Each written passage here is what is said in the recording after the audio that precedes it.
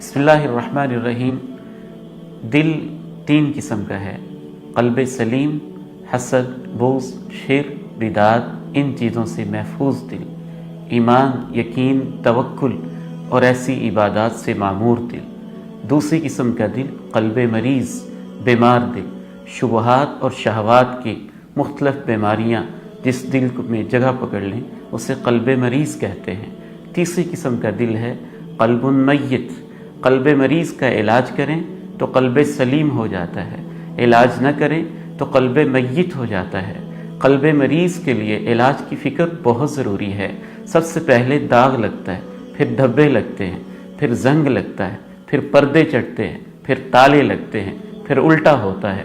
پھر بھی علاج نہ کریں تو آہستہ آہستہ اس پہ مہر لگ جاتی ہے، اور یہ ساری سٹیجز اس رب کریم نے بتائے ہیں جو علیم بذات الصدور ہے۔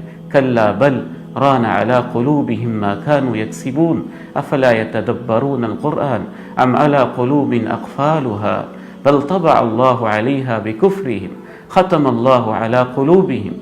اگر علاج نہ کریں فی قلوبہم مرض فزادہم اللہ مرضا، یہ بڑھتا چلا جاتا ہے حتیٰ کہ پھر یہ قلب میت اور پتھر سے زیادہ سخت۔ ثم قست قلوبکم من بعد ذلک فہی کالحجارہ او اشد قسوہ، اس سٹیج پہ پہنچ جاتا ہے۔ آئیے، میرا اور آپ کا دل اللہ کی نگاہوں کا مرکز ہے، ہمیں اس کے علاج کی فکر کرنا ہوگی، اور اس کا سب سے بنیادی علاج اللہ کا قرآن ہے۔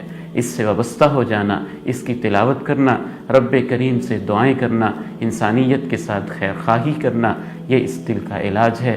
اللہ مجھے اور آپ کو قلب سلیم کی نعمت سے مالا مال فرمائے۔